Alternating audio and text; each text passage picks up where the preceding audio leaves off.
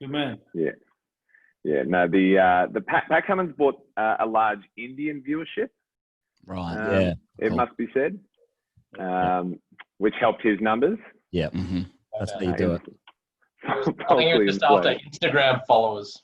Just one of those, influencer pools. Yeah. If it was only 500, then clearly he's bought bots. Yeah. Correct. Correct. That wouldn't surprise me, Pat. Yeah. He also has, I think, currently got the highest auction sales price. His pair of boots went. Two people bought two pairs for about $1,000 each, I think. Yeah. So, well, boots $10,000 and over in IPL. Yeah. All right, let's get underway because I'm pretty sure that most people will have now made their way in for the last of our monthly fireside chats. We're yet to have a fire by anyone's side through all of this, but that doesn't affect the imaging because it has been so good for 2020 to just have these abilities to chat cricket with phenomenal people, and the quality continues today, at least in Ed's side. Brought to you by the Primary Club of Australia. It has been fantastic to have you with us. A big thank you to Vocus Communications, bringing the technology of this webinar series together, and Equinix, who specialize in internet connection and data centers. I'm Matt De Groot, and Jim Maxwell, as always, it's a pleasure to see you, my friend. And you, Matt, and the whole world out there. I hope you're ready for a rumbustious hour of whatever. What a word. Rumbustious. There might be bounces, there might be half volleys, but there'll be a way to enjoy yourself, I'm sure. And if you haven't got a glass, get one. Yeah, correct. Where does this find you, Jim? Well, alive. I'm up at Kilcare. That's the bogey hole behind me down at Kilcare Beach. Great. Not as it is at the moment, but as it was before the big storms came. So it's a nice spot here. So I've got Nathan putting the wires together. I've got the little puppies on the floor, Tilly. So if you hear anyone bark, it's not me. And it's certainly not my wife, Jen. She's inside somewhere reading a book and desperately unhappy because this is going on again and she can't watch TV. But there we go. I know. My wife's also sent to the bedroom with a newborn child so she can deal with that. But this is our last one, so we will enjoy it. And let's introduce our guest. First and foremost, you would recognise this man who is not just a former Australian cricket captain and commentator. He's a Primary Club ambassador, and it is a thrill to introduce Ed Cowan. Welcome, sir. Matt De Groot, I'm going to have to correct you. I was certainly not an Australian cricket captain, although I did captain Australia. Oh, did I say captain? I'm sorry, cricketer. Australian cricketer. I'm not to have to rescind. I'm sorry. I did captain one game, a tour game on the Ashes. Some bloke called Smith was in the team, captain him. Stark, all those blokes. Oh, then it's legit. Have a bowl, Mitch, I said. So great to have you, man. How have you been? How have you been over the past couple of months in Corona? I've been well. I think very lucky to still be going to work and enjoying that, and busy with family life. So no complaints. Certainly thinking of all my friends down in Melbourne, particularly Higgos, who's here, who moved to Melbourne only to be locked down, and for a single young man, that was probably hell. So I feel for him, but I've been well, mate, and looking forward to tonight. Yeah, it's great to have you, and I look forward to auctioning off your item. Let's introduce the other two gentlemen who, by vision, may not be known to those watching, but the voice you may have heard, the name and the social media you should have heard. It's Ian Higgins and Sam Perry, better known as the Great Cricketers. Boys, welcome and thanks for joining us, lads. Thanks, Matt. Pleasure to be here. Pleasure to be here. Nice to see Skip. That's what Ted makes me call him, captain. I mean, we've had Australian cricketers current, captains past, from both the men and women's side. You're sitting alongside someone who has walked out on the MCG in the Boxing Day Test and batted for Australia. Talk to us about what cricket pedigree you're bringing to tonight's chat. Well, we're speaking for the every person, Matt. I mean, not everyone's a pro cricketer, you know. In fact, we contend that pro cricketers don't actually know the game at all. I mean, they don't, you know, right. they spent their whole life hitting cover drives off the middle of the bat from the age of 10. Yeah. They don't know what it's like to wait 6 months to middle that ball. They'll never know the feeling of that tantric feeling of that middled cover drive that you've been failing with for 6 months. And some players will never even hit that cover drive. So we speak for that person. You know, we are Occupy Wall Street. We're the 99%. Ed Cowan's hit every cover drive, but he's never hit that cover drive. He's never hit that one. Except towards the back end of his career when he started to struggle. That's right. We don't talk about that. Perfect. We don't talk about that too. Perfect. Now, before we get underway, this is what we're going to be getting. Before we get underway and we throw open the conversation, let's find out what we're going to be auctioning today, because we've got 3 items. Usually we go half and half.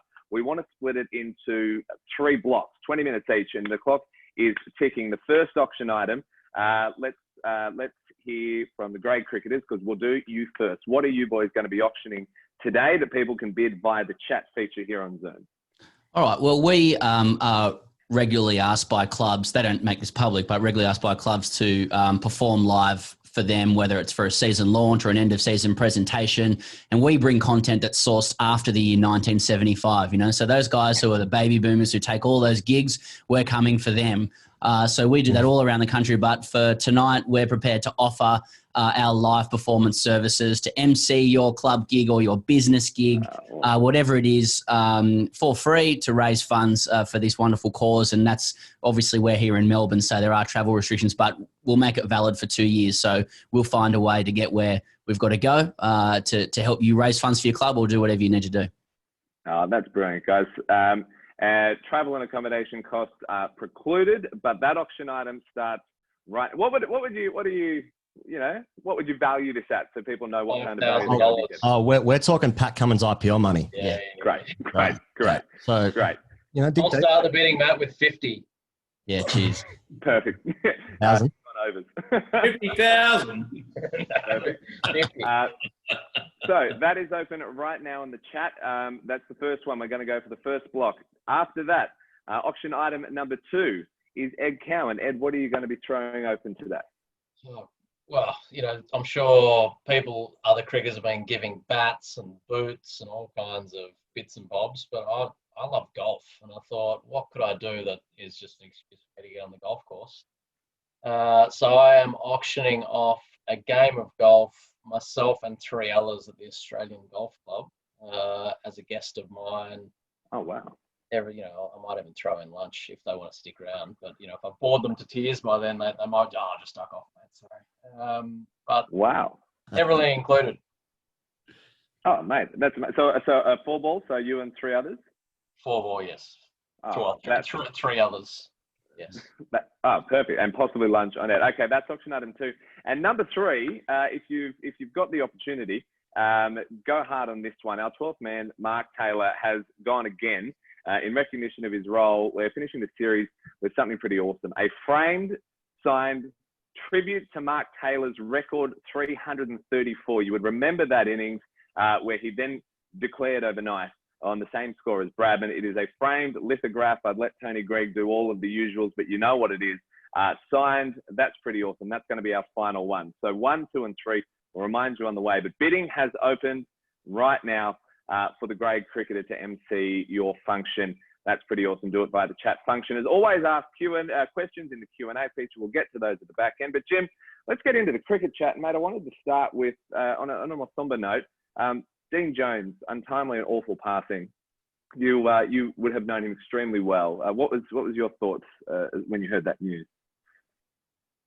Well, as I mentioned the other day on one of those tweets, Dino was always great for the conversation and the ideas. You didn't have to agree with him, but he always had plenty of them, loved to engage.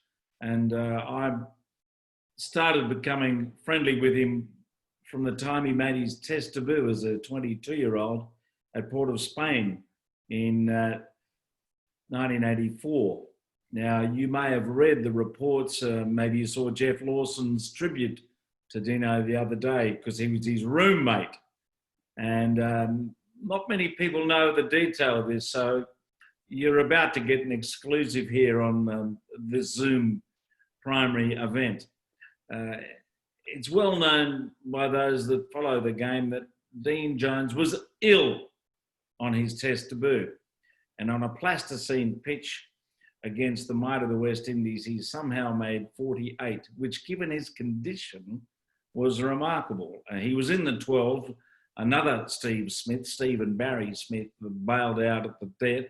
And so Dino got the chance to play. Now, I don't know whether we're going to have a prize for this, but anyway, I'll put you out of your misery pretty quickly. Because Jeff Lawson was his roommate, he knew that Dino was crook. And Jeff also had a video camera in his room. And he videoed the problem that Dino had. Now, I wonder if our imaginative cast tonight between Ed and the great cricketers can somehow think what on earth Dean Jones was suffering from when he made his Test debut, because I think he's the first person to make his Test debut with this condition. I've never heard of it before. What do you think he was suffering from, boys? I'm afraid. Is this a family program? Yeah. What's the? Here's a family program. The line That rules out my answer. Hadn't been eating his vegetables. Yeah, that must have been it. Low on iron or something. Yeah. Yeah, look, I don't mean to be disrespectful, but he did make 48, so it obviously wasn't as bad as it could have been. Certainly wasn't as bad as the vomitorium exercise in Madras a few years later when he got a double 100 and he was dry reaching and peeing and doing all sorts of things before he ended up on a drip in hospital. The story is he had hemorrhoids, right? So just for the record, that's what was ailing him. And it was an unlikely way to start his Test career, but he proceeded to an average of 46, 44 in one days. And at the back end of his career, of course, he was controversially dropped from the Test team in 92, 93 to make way for a fellow called Damien Martin. I don't know whether you remember all of that. And there's a story about that I'll come to later on. But he was a dynamic, spectacular player. He reckoned with Michael Bevan, he could run 3 in those one days in less than 30 seconds, tumble turning as he did. Wow. And his running between the wickets was probably as spectacular as some of his stroke play. And, fielding in the dark glasses, all these things that made him the centre of attention with a splodge of zinc cream on his lip. And he was a Victorian too. I mean, there are not many Victorians who could ever bat, really. But he could. And he became, beyond his career, good value. Wherever you ran into him, at the bar, in the ABC box. He did 2 years on the ABC, which I remember fondly. And anytime he was passing through, wherever you might be, he had something to say. He was a genuinely caring person about the game. And he lived life, I will say, to the full. I don't think anyone, other than perhaps David Hooks in his prime, lived as strong a life as Dino, which we're finding out about more and more as we go on.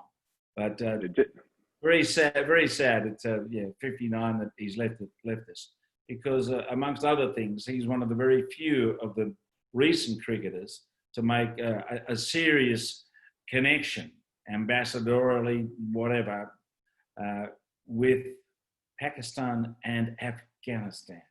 Yeah. And the disappointment is that he never got a major coaching role here, which I think he probably deserved.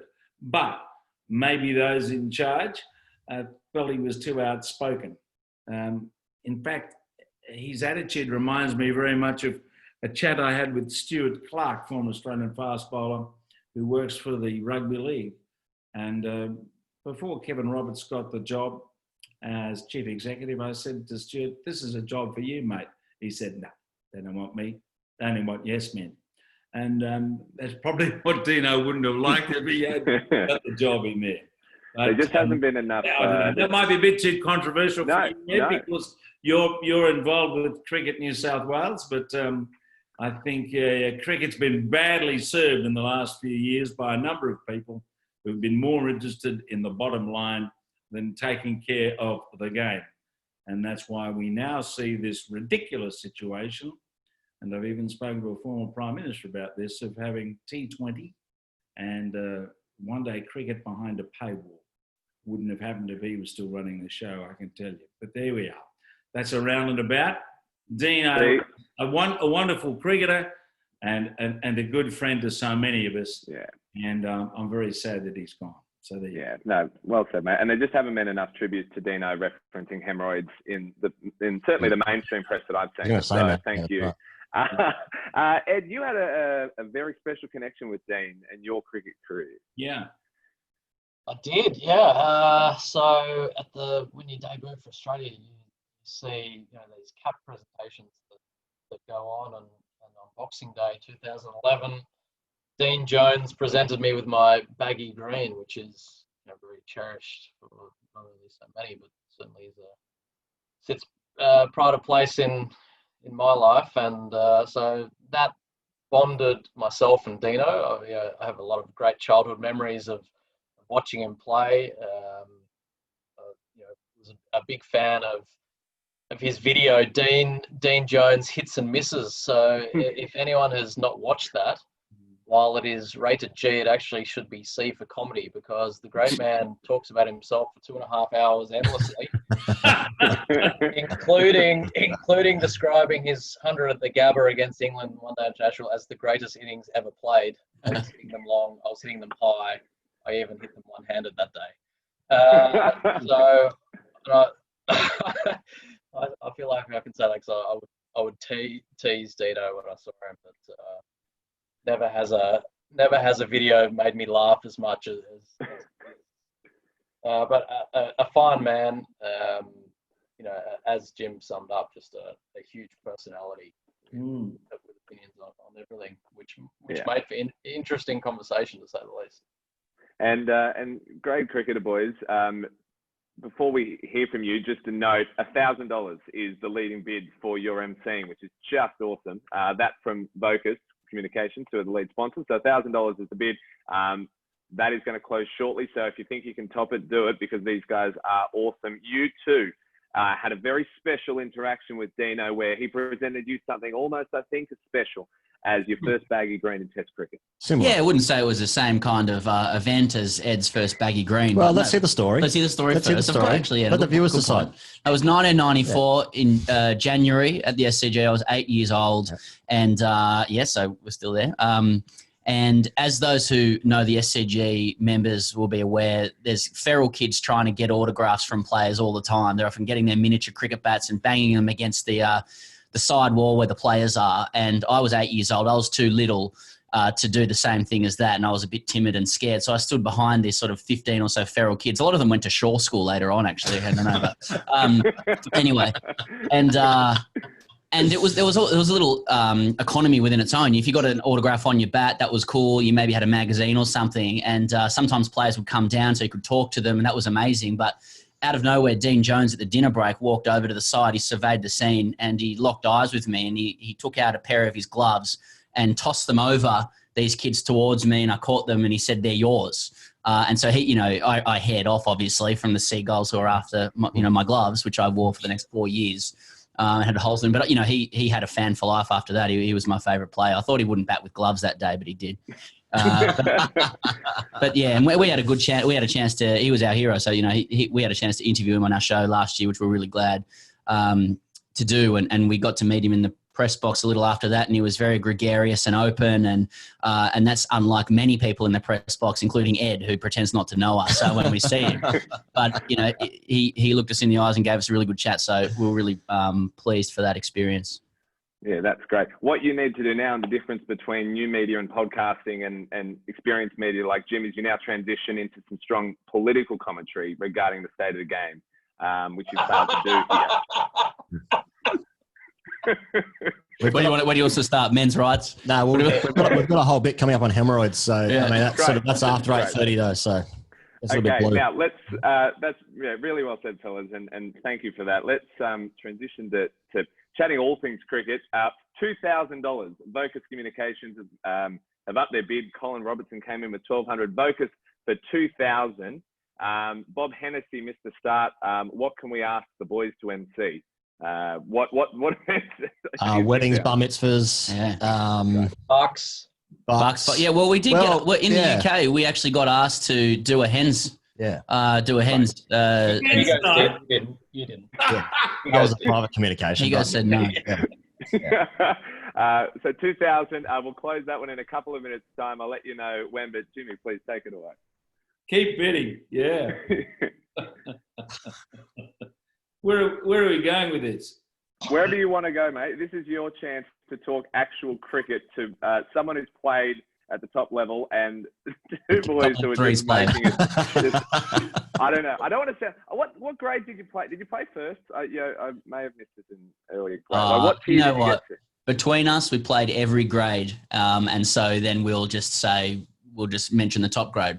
Although every grade is represented in our experience. I actually sub-fielded in a first grade game against Sydney Union. Ed Cowan was batting, and I wasn't picked in the first grade side. And I was just thinking, this is amazing. Like Ed Cowan, who had around the time he just come out of Ed Cowan, yeah. God. And then I was so overawed in the moment that I realised that I had missed a ball being bowled, and I was feeling like square leg, and I just say that's draw a gape, and that's why I never made it. Yep, and that's the only reason. But you only need to be the top because Ed's captained Australia in one tour match and he just got listed as an Australian captain. So again, where you cap. Was that the game against Somerset? The only two that played every grade. Yeah, might be noted. Well done. Every grade at university as well. Okay. What was that, Jim? I was just thinking about. Was that 2013? Was that against Somerset?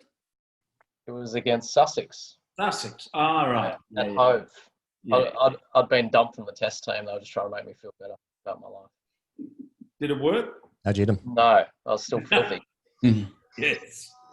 There was some filthy things going on at the time. Yes. Oh, yeah? Anyway, we need to introduce a bit of levity to this discussion. And the great cricketers put up some stuff the other day.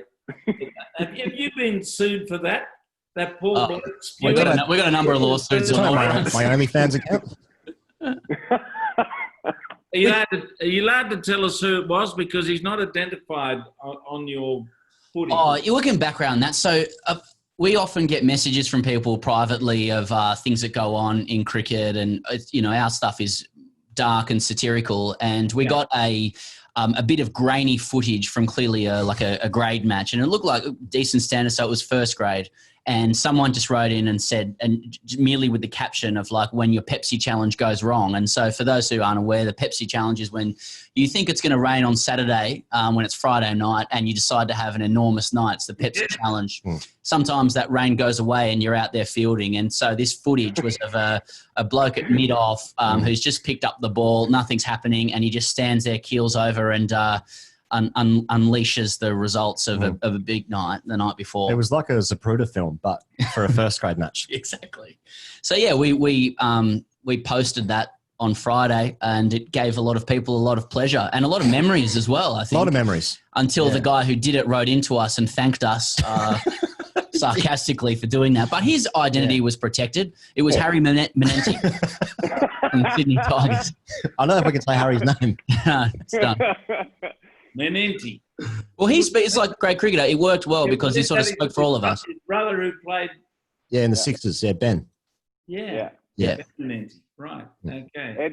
Ed, one of the things that I was struck by watching that Test documentary series on Amazon was in some way the Australian cricket dressing room is in no way different to your grade cricket dressing room. It's just you're all better and playing for better money and don't pay for your gear. Is it the case that when you're there, it's the things that go on in park cricket are in any way reflected that into this? That is the joy of cricket, Matt, and why I think so many professional cricketers still feel so connected to grassroots cricket and club cricket is it's exactly the same. And my favourite scene from that is with Mitch Marsh playing the drums, playing the bongos in the Lord's change room during a rain break, only for the disciplinarian Langer to walk past and him sit up straight and just practice his sport. That's what he was meant to be doing. You can see that happening in change rooms around Australia. What can you imagine Justin Langer's way out, as it were, is? Is there any? He always seems such a serious, intense character. What do you mean by way out, Jim? Sorry. Well, doing something a bit left field, like playing the drums, like doing whatever. I can't see him doing anything that isn't absolutely straight and routine. Yeah, I think that's a little bit of the public persona. I mean, he is inherently a fantastic person. I mean, he's certainly more Zen Buddhism than go to the pub and have 50 skewies like the previous coach. But he's someone who's obviously incredibly loyal. He's someone who loves his players. That comes out in many ways. I mean, I'd probably prefer my coach to be straight than one of the lads, because there does need to be that delineation of someone who's actually controlling the ship. So, but I actually think he's doing a good job. So I'm a bit of a, as you know, a Langer apologist. So you won't let me slip up into anything else. So he's not one of the lads like his predecessor, Darren Lehman. No, in short. In short. I'll jump in there. The auction item number 1 is shut $2,000, boys, for emceeing an event. Vocus Communications. That's huge. So thank you very, very much, Vocus. And I presume you'll be flying north of the wall when it reopens to do that. So perfect. Which means we go to item number 2. Ed, remind us what it is that you're auctioning, and I do that while people listen, with the caveat that there was already a bid for $1,000 for this from Ewan Robertson. So he's eager. Brilliant. So it's a game of golf at the Australian Golf Club, which is a gorgeous golf club in Sydney. Hosted the Australian Open last year for 3 people to play with myself a game of golf as my guest. Ballad, whatever. There's no time limit, unlike the TGC fellas who are trying to weasel their way out of it under the guise of coronavirus. This voucher can definitely be redeemed at any stage. Okay, bidding for that opens right now. Sorry, Jim, back to you. No carts either, Ed. You're going to make them walk, aren't you? Probably. Yeah. How golf should be played, James. That's, fair dinkum golf. None of this old man stuff. And they'll be betting. I'll win I'll try and win the green fees back, no doubt, and donate it back to the primary club, of course. Yeah. All right, Jordan. Like Kerry Packer, you'd be playing for 1-1-1, which the poor bloke who joined that day didn't realise until he'd actually played on the winning side, and they got in. They were paying for 1,000. But I'm sure this is the normal fare at your golf club. They like big stakes out there, don't they? Oh, big stakes on the table, little stakes on the course. That's what I say.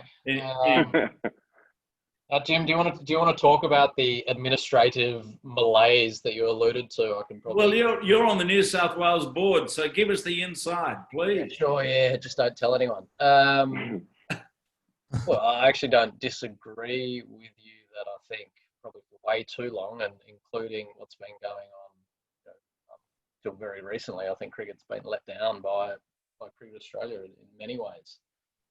How they handled the onset of the pandemic and stood a lot of good people down for long periods of time, even though they hadn't lost any revenue at that point in time, talking the game down to sponsors and broadcasters, and they're kind of reaping what they sow. So thankfully, New South Wales cricket has really, in fact, stood up for the game of cricket, and you'd be aware of that, Jim, and led by John Knox, who's just been incredible to give so much of his valuable time to the game to make sure that no community jobs were lost.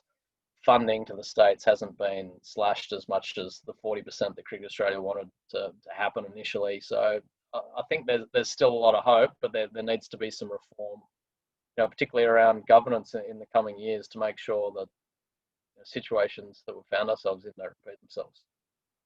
So is John Knox going to take over from Earl Eddings as chairman?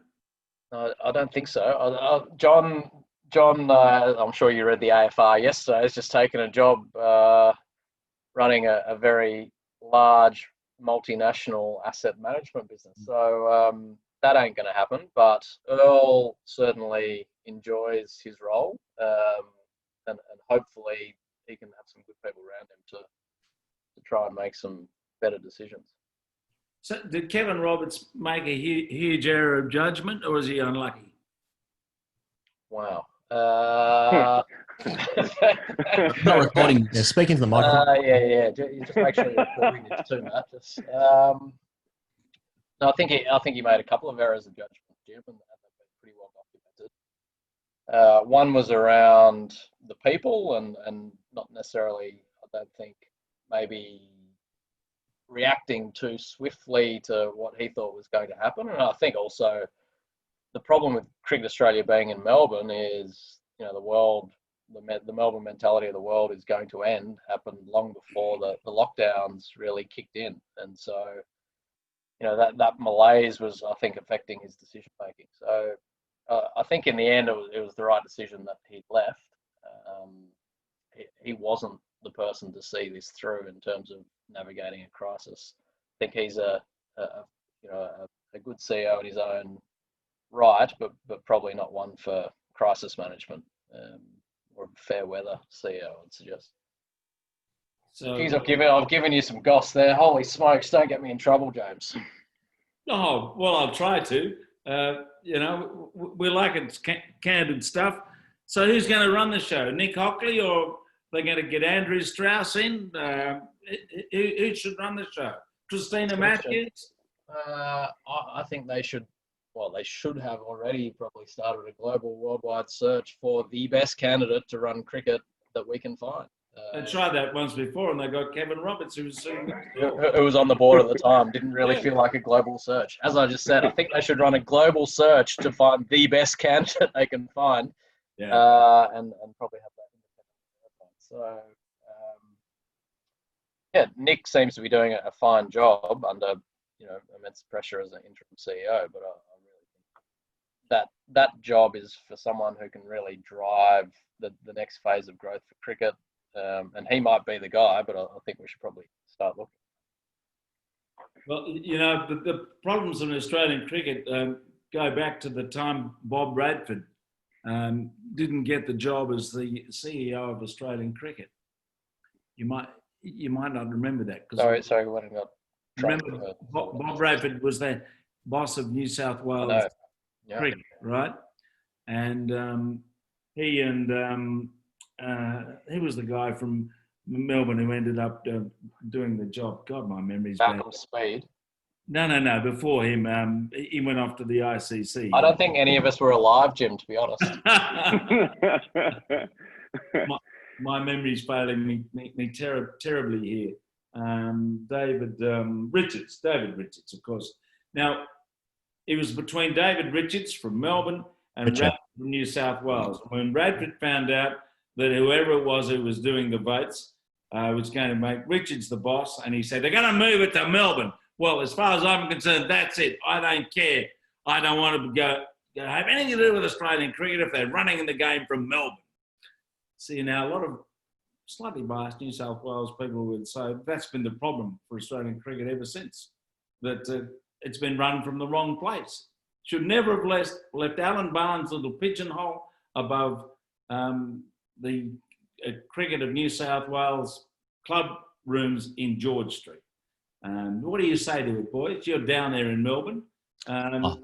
It's music to my ears, Jim. I mean, we're Sydney boys. This could become a very big New South Wales loving very quickly. Yes, and rightfully so. And rightfully so. I'm just noting the wonderful focus people in Melbourne.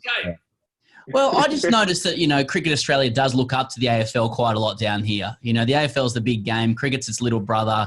It's almost dwarfed by the MCG, which is understood to be a football place down here, which is incorrect. You know, we refer to the games now as the fixture, which is an AFL term as well. The players are more interested in fitness than skills. People winning flags down here. Yeah, they win flags down here. I'm concerned about the AFL takeover for sure. Yeah, well, there is a hint of parochialism about Victoria, which probably doesn't exist as much in other places. Is that true? Yes. Yeah. And I love a parade in Victoria. They're just ripe for a parade. Public holiday, let's have a parade. $1,600 is currently the lead bid, Stephen Toomey. We've got 5 more minutes on this particular bid. Talking cricket admin, Ed, would love your thoughts on the state of the fact that we could be leading into an Australian cricket summer where all cricket is behind a paywall and nothing is on free-to-air. I know you commentate on the public broadcaster, but from a TV point of view, where do you see the importance of sorting this out? Well, I think as a baseline comment, it is absolutely imperative that as much cricket is on free-to-air television as possible. I think cricket behind the paywall is a surefire way of killing interest in the sport quickly, and we saw that play out in the UK over more than a decade when Sky telecasted, and it's probably only just come back in the last 6 months over there in terms of the BBC having some kind of live cricket, to the point where that interview, and I'm going slightly off topic, that interview, 5,000 kids between the age of 8 and 15 and asked them who the English cricket captain was, and 4 people could respond with the correct answer. So that is the risk we run. Can I see a world where it's only behind the paywall this summer? No. I think regardless of what happens in the discussions, I think there will be cricket on free-to-air television. I can say that with fair amount of certainty. Well, Jim, did you feel? I was going to say, ask the boys in Melbourne, what's the chance of the Boxing Day test being played at the MCG from where you sit? Is it going to happen? My understanding is that it is going to happen, and that Cricket Australia is preparing for that to happen. Speaking to CA people genuinely, that is going to happen, and that, if everything goes well here, that they'll be able to do it. But I also know that they're making contingency plans as well. And whether that be CA's making contingency plans, whether that be 2 in Sydney, I mean, Ed might know more, or doing in Adelaide, they're ready for that. But otherwise, I think they're presuming it will be in Melbourne. My only request is maybe the groundsman goes into quarantine for about a week before, so I can stop rolling the shit out of the pitch and the most boring test match in the world. Let's play 5 tests of the MCG, all behind a paywall. with empty stands. That's what Pajara scored 8 million runs this summer.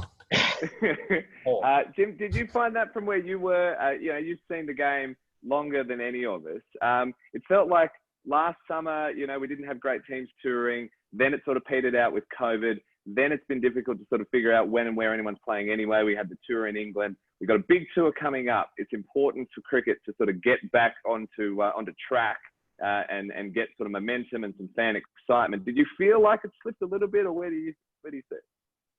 Well, I'm sitting here in the wings as we're waiting for someone to tell me when the test matches are going to be played and where. Because for a start, I'm involved with something called the ABC Cricket Magazine, which is Australia's longest-running cricket publication, and frankly, you can't even think about producing something until you know where the cricket's going to be played.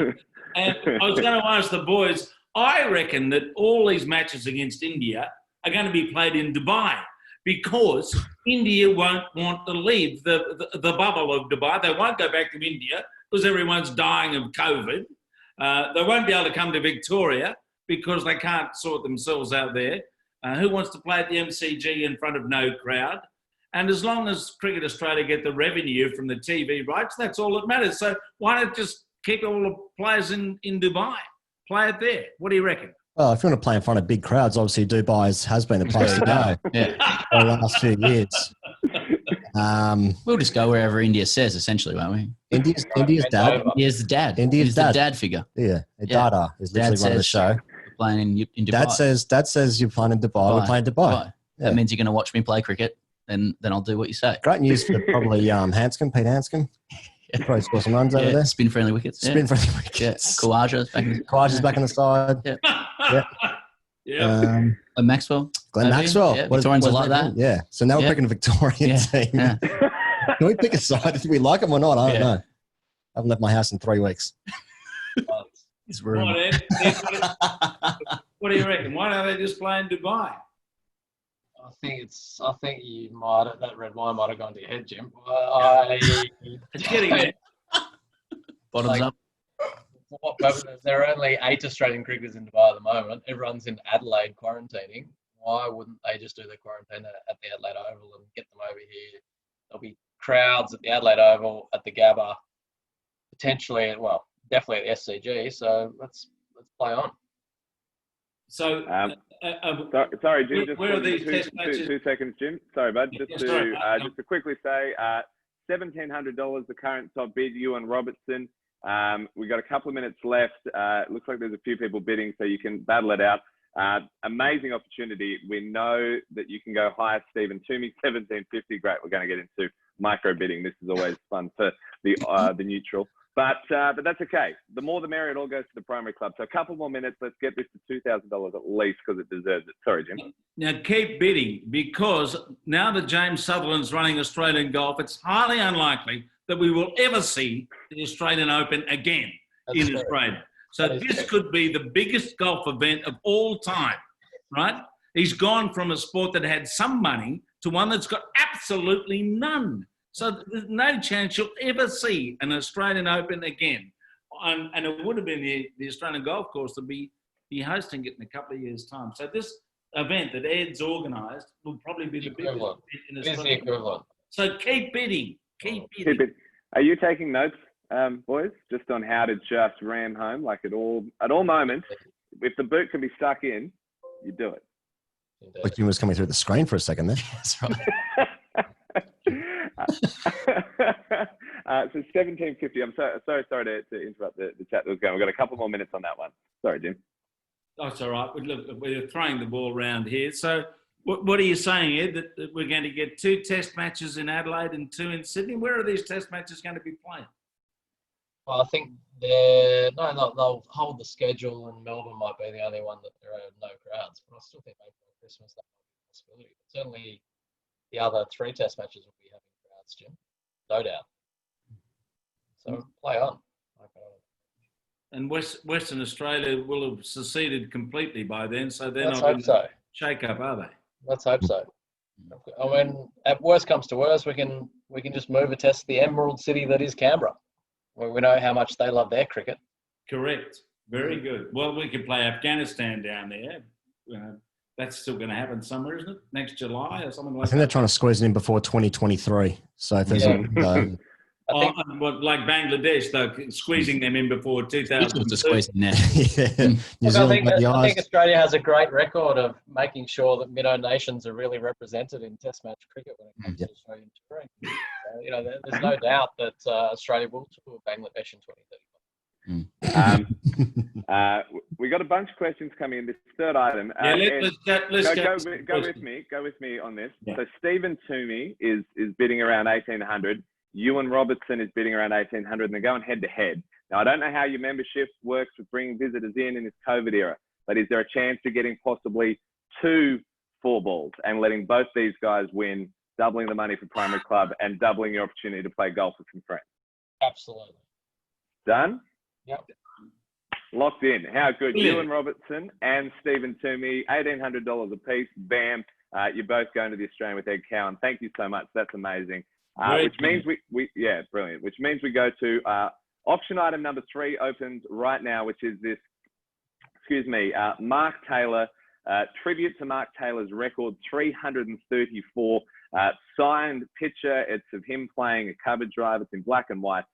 It is beautiful, and it is something that our 12th man has kindly donated, considering this is our final episode of this series. So start bidding right now for the Mark Taylor record 334 signed picture. That bidding opens right now, but thank you, Ewan and Stephen. There's plenty of questions coming through as well from people on the Q&A, so we'll jump to those because time is obviously of the essence. One of those is where are we? It goes to right here. Ed from Andrew Wilblood. G'day, Andy. How on earth did you end up playing for Scotland? Did your dad wear a kilt? That's a good question. I mean, my mum was a Mackenzie, part of the Mackenzie clan. But this was back in the day when Scotland was actually part of the English one-day tournament, the Royal London One-Day Championship, and they were allowed one overseas player to play for them, much like any other county. And so I played my club cricket in Uddingston. Extra points for anyone that can pinpoint that on a map. And then played in the one-day tournament for Scotland in the English county cricket. So it was sure. It wasn't a one-day international as such, but Scotland were playing as a national team in a professional league. Great, boys. I presume you've done the thing that all of us have done during the Cricket World Cup, which is when you see places like the Netherlands play, you go, I have some lineage there. If I just go over there for 2 or 3 years in advance, I can probably play in this World Cup. Dream big. You got to dream big, mate. Yeah. Like Dirk Nannes, who's like, he played heaps of games for Victoria, but he's just known as playing one tournament for the Netherlands. Yeah. They've got to be for Australia, that, yes. Yeah, true. Yeah. Next question from Greg McNally. I have a question. I have a question for Ed. Does he think that The Grade Cricketer is a rip-off of his best-selling tome In the Firing Line, but without the class? No point, Greg. Actually, and I've brought this up with both Sam and Ian on multiple phone calls. My lawyers will be getting onto them because they steal my gags, they steal my stories, they pass them off as their own. All wrapped up in these gags that they're cracking. But they're entitled to try and make some biscuits out of this internet frivolity that they do. No doubt about that.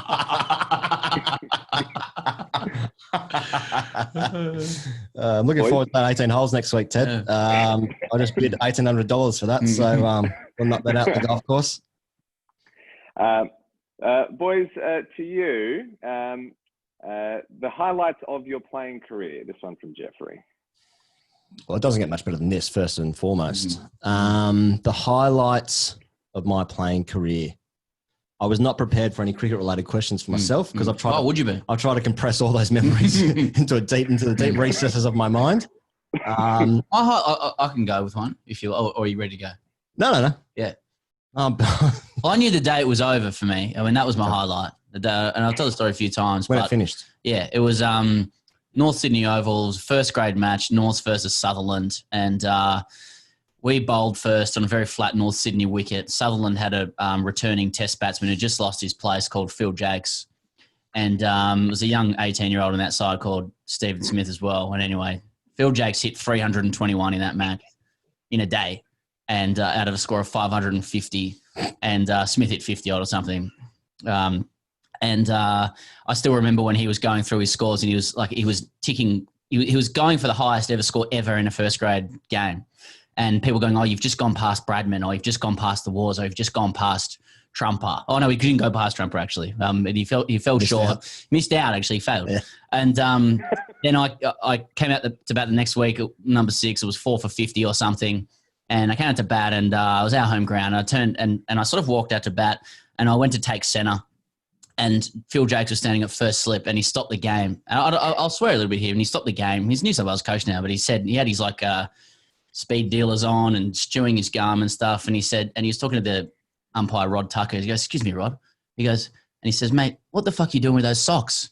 And I tucked my socks up over my pants. I'd never learned that you weren't meant to do that. It was a sort of a bit of a faux pas. And he goes, is this fucking under 12s, mate? So it's humiliating me.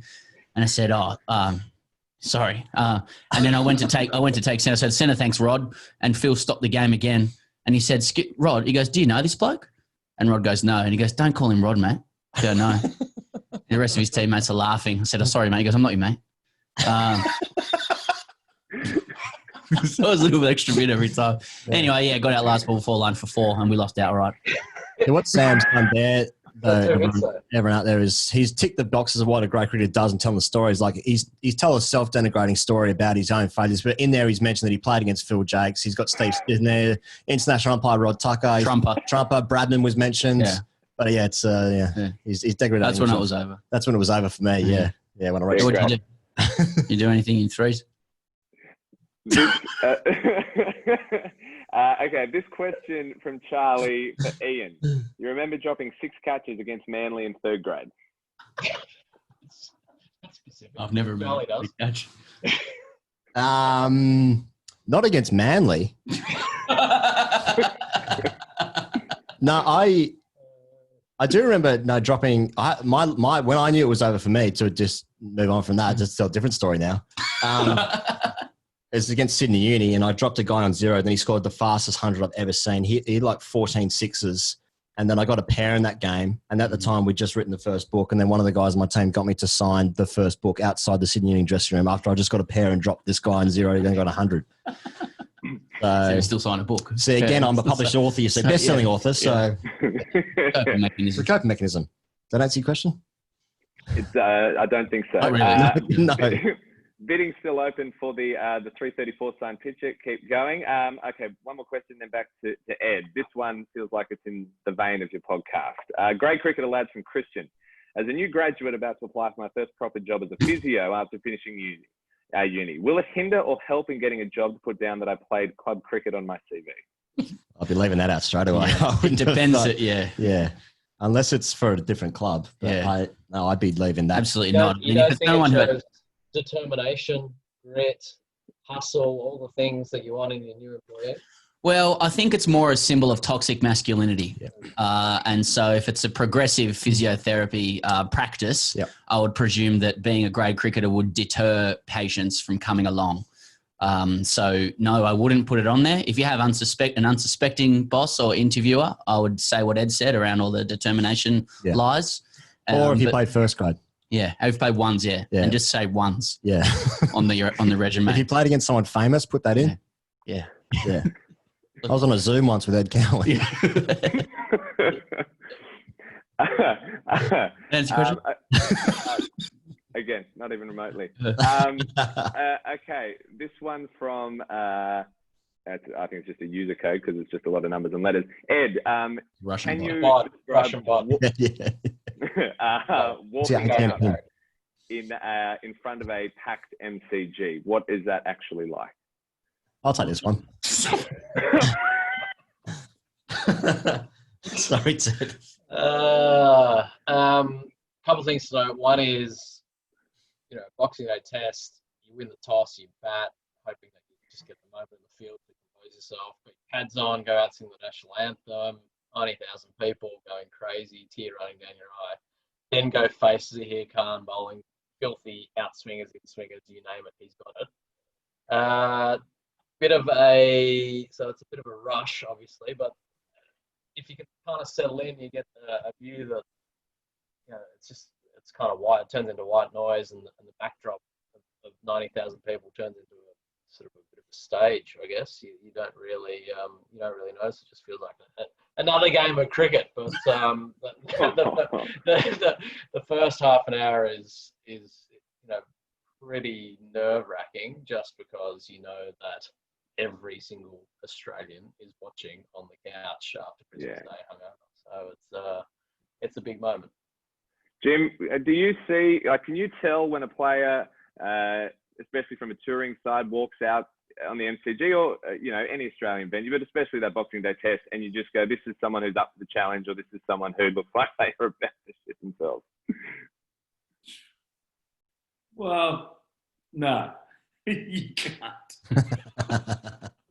the only time I've seen someone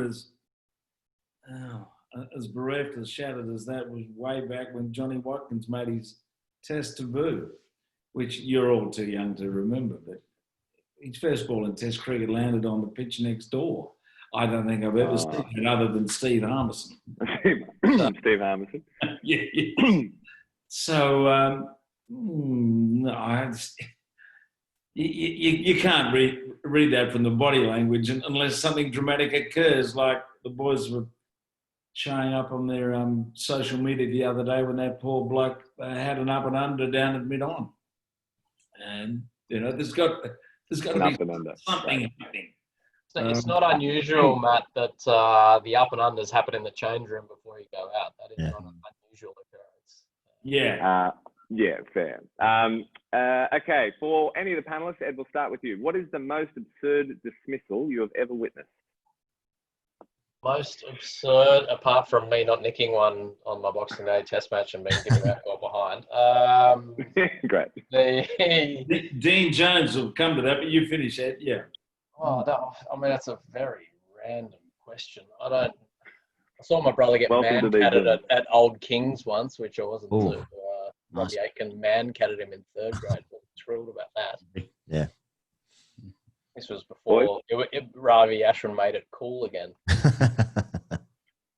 The most absurd dismissal that comes to mind, and no doubt the best one was years ago, New South Wales playing a one-day game against Western Australia when both batsmen needed to have a runner. And, of course, the inevitable happened. The bloke on strike hits the ball and he took off. You've got four blokes out there batting, so to speak, and you just knew it was going to be a disaster, and there was. But no, Dean Jones, you may remember this, 1991, border Georgetown, the test match. Courtney Walsh rissoles Dean Jones, who does not pick up with all the noise in the crowd, the umpire, no ball. And he heads off towards the pavilion through cover, right? And Carl Hooper picks the ball up as he sees Dino move, comes up, pulls the stump out, runs him out. Clyde Cumberbatch, who didn't know the laws, standing at square leg, gives him out. Dino trips off, and Mark Wall comes in, and by the time he's faced the ball, it's too late. You can't do anything. That's it. But that was one of the most bizarre dismissals I've ever seen. And both umpires, Cumberbatch and Clive Duncan, was at the non-strikers, and there's probably precipitated neutral umpires in Test cricket. It should never have happened because you cannot be given out on a presumption when you're not taking a run. When he was just, heading off the pavilion, the ball was dead officially. But what do you reckon Dino said in his video? Dino hits and misses in regards to that incident. Worth a watch. Should have been your auction item. It'll be on YouTube somewhere. You can dig it out, but it looks ridiculous when you see it. It's the sort of thing that only happens to degrade cricket, shall I say. Good question. Sam and Ian, anything that you've either been involved in or seen videos of that has come your way? I mean, nothing really. I've seen a couple of man-cads, which is ultra grim in, like when it's in the IPL, the riches of the IPL, I can understand it's a life or death situation. Whereas in a third grade match, it's like, well, you've just ruined some 14-year-old Saturday afternoon. So but like the ones I remember the most is like the ones where everyone laughs when you get out. Like that's the worst feeling in cricket when everyone in the whole field having such a great time at your sadness, the worst part of your week, which I felt a lot. But for $600 a season, that could be you out there as well. I was playing a sixth grade game match and a guy got caught behind off a ball that somehow got up to his head as a bouncer. And it also took his glasses, broke his glasses, on the pitch, blood on the pitch. He was trying to pick up his glasses while people were laughing at him and he was out. And that's also, he would have paid $600 in Rego too. Ed, for you, this one from Martin. In the vein of, I guess, Dean Jones and the Curtly Ambrose run-in, have you ever had a run-in with a fast bowler of note? Can you tell us about it? A fast bowler of note. I mean, apart from the usual, your shit, you've got no shots. Yeah, mate, no. But, get on with it. Not really. Let me think. I've made some more. I don't really have. Did you ever talk back, Ed? What about when you smashed 130 against South Africa? Stain, Morkel. There was a moment where I called. Who's the Rory Kleinveld was making his debut that day, and I called him Dog Tits.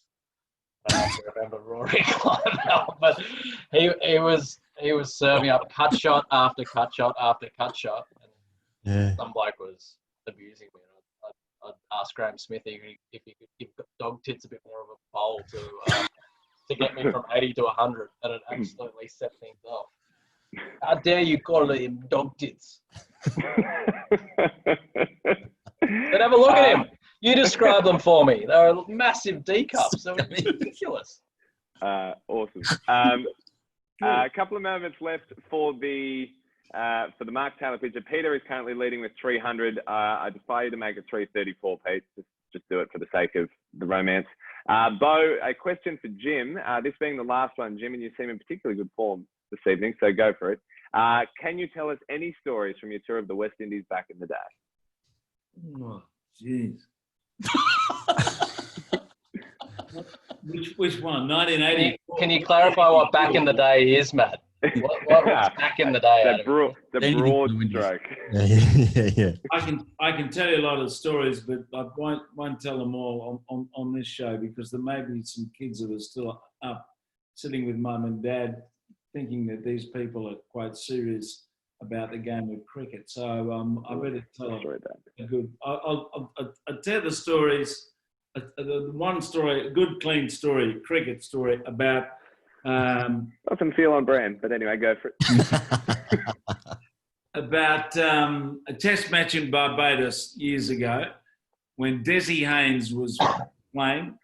I'm sure it was that extraordinary series in 1984 that I was mentioning. Still the only series in Test cricket where one side did not lose a second innings wicket in 5 Test matches. Never happened anywhere else. It was Haynes and Greenwich, and maybe the umpires were complicit a few times, but no, it was their skill. Anyway, Desi got rissoled by Rodney Hogg in Barbados, and it's his home ground, and he's wandering around. He's got this lovely little chain around his neck, live, love, laugh, on this gold chain. And I said, Desi, come on into the box. We've got him to come in and have a chat live on the radio. And I said, to get him going, you know, great series and everything. He scored 100 in every one-day game in that series, and he was in pretty good form. I said, what happened today? Rodney Hogg, how did you not get your bat down on that? It looked like, from the naked eye, you know, did a bit of this, did a bit of that, and I was trying to describe this lethal delivery that had knocked him over.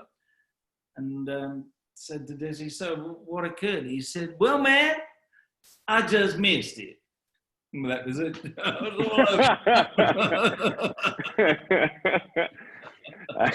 And then we make the game far more complicated sometimes in the commentary box than it is. Yeah, absolutely. Bang on. Okay, we only have a handful of minutes left. I understand that everyone is committed an hour, so thank you so much. Peter Warner is currently leading with $500 for the Mark Taylor image. We'll just go through these last couple of questions. Rapid fire. Ed from Gordon, how many games did you play for Old Cranbrookian City Suburban? No. I have committed to playing some, but have never followed through on that commitment. But double check. Looking forward to your debut, Ed. Looking forward to Seems really keen. Yeah, there's right up for that. You'll get the new ball and bat at number 11. This one, Ed, how did you enjoy your time playing for Glenorchy in Tas, where you only play without a tattoo? I actually really love it. We won a couple of premierships. We had some good people, Luke Butterworth, Brett Jeeves, Ben Dunk. My greatest memory of Glenorchy is it's on the wrong side of the mountain down in Tassie, and I've never been so cold in my life. So I used to field in a black hoodie with a white cricket jumper over the top, and pull the hoodie over my head and stand there with my hands in my pockets for hours on end. It was very pleasant. For the great cricketers, who is the favourite player that you have interviewed? Why? Favorite. I get that tested, Ed, that cough. Brennan Julian. Yeah. Brad Hodge was a great interview. It was in person, and you're looking for players that have performed at a very high level and honest enough to express their arrogance about playing at lower levels. And he did that. So he didn't come in with he wasn't kind of deferential to the grassroots cricket and saying, look, it's great to play and to give back to the game. He would say, like, you know, when the guy bowled, I lined him up. I wanted to put him in the fucking car park, and I did. And so, you know, you respected that honesty because it kind of, it reflects the kind of prism through which we view the game, which is that, it's a hierarchy, it's a feudal system. He's at the top, not quite at the top. Not quite at the top. And he took out that anger on men with jobs. He was playing for East Sandringham and he was batting in his IPL helmet, his Rajasthan Royals helmet. Rajasthan Royals helmet, playing for East Sandringham. To be fair, I think Ted's been on more than anyone else. I think we love Ted. Ted is the number one grade cricket interview for us. So yeah. Ed, how do you feel about that? I think in the early days, I was obviously free and available, so that ticked two big boxes for the fellas.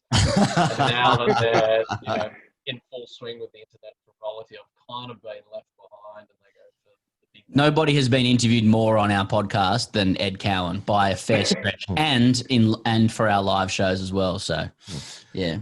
So if you ever need anything, he's available. And who's the golden goose? Who's the unicorn that you want to get on? Well, Barack Obama. Yeah, Barack. Donald Trump. You got to get Trump on. Oh well, each their own. Give yourself away there.